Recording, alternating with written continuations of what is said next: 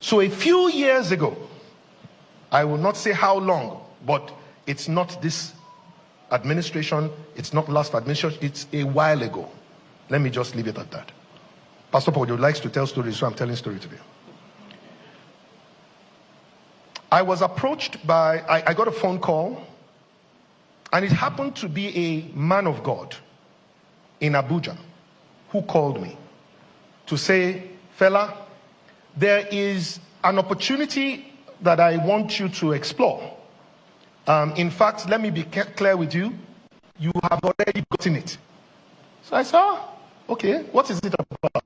He said, we want to run a program called on ethical leadership. And when we did some kind of vetting, we said we were looking for three things. Number one, we're looking for somebody who has experience and expertise on ethical leadership. Number two, we were looking for somebody who had the reputation of experience and expertise on ethical leadership. And the third one was that we were looking for somebody who had the capacity, are you ready for this? To run an ethical leadership training across 774 local governments in 8 weeks. So the person must have an army of people, trainers, that can train in 50 local governments at the same time on Monday and Tuesday. And then 50, those people will now move to another local government and train 50. So therefore, in 1 week, they would have trained 700 local governments. He said, we know what you've been doing with raising speakers. And you have Speakers Corner, you have Speakers Connect. We know all of these things. You know what you've been doing in the banking sector. We believe you are the only one that has all three. So we want you to please give us your invoice. So we went and I called my team together. I said, please make sure that when you do, everything is at cost. Everything. The pencil must be at cost. The bag, the paper, everything. And then he said, okay, so what do we do as management fee? I said, no, this is for Nigeria. Leave that out. I am not charging a management fee on it. So it's only the cost.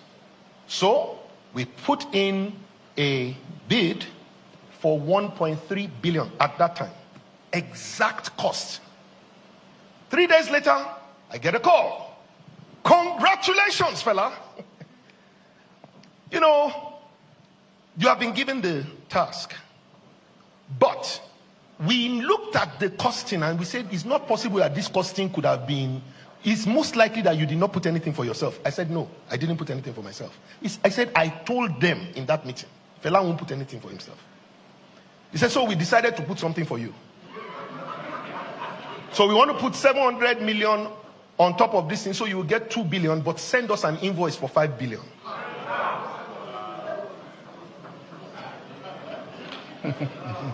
And we need that invoice in the next 3 days before they close the account of the for the year. I said, I'm sorry, I didn't hear you. He said, what is it that you don't understand, fella? We said, send it in so that we can quickly process it for you. It's already allocated to you, don't worry. I said, but sir, I thought you said this thing is ethical leadership. He said, yes. I said, but if already we are doing ethical leadership and we are already inflating price, then what are we teaching? He said, fella, please, please, please.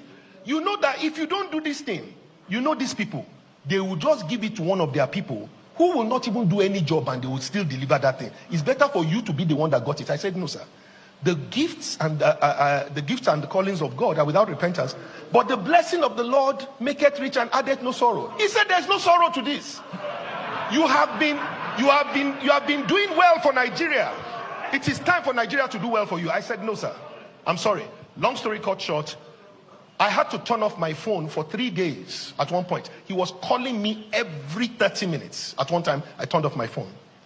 Pastor Kojo, what I didn't realize was that 3 months later into the new year, I saw on page 4 of a newspaper, 4 people in the presidency arrested by EFCC for stealing 425 million naira for ethical leadership program.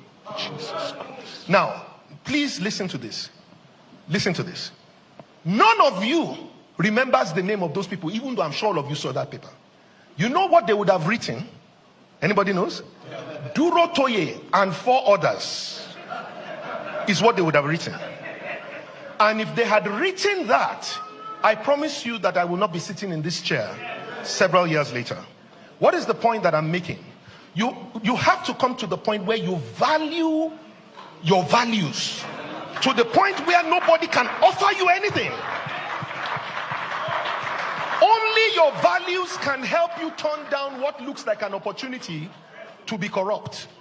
I served for 6 months in the government of this current administration as senior special assistant to the president of Nigeria on national values and social justice. We developed a national plan. I did not charge 1 kobo. I did not accept 1 naira as payment. I did not accept official house. I did not accept official car. And when I got that, when they called me for that opportunity, the gentleman said to me, it's been very difficult to get your letter out. I said, why? He said, because there's no way they can hold you. You don't have, you are not collecting a salary. You are not collecting an official car. You are not collecting official house. So there's nothing to threaten you with. So I want you to know, sir, in those 6 months, I met many people like me. I'm not special. I'm not holier than thou. There are many people that are making this country work. They are called heroes. And they are people who have values, who have left their nation, left their family to serve Nigeria. But it is their values that are at work. Sir, when we have the right values, there won't be corruption in this land.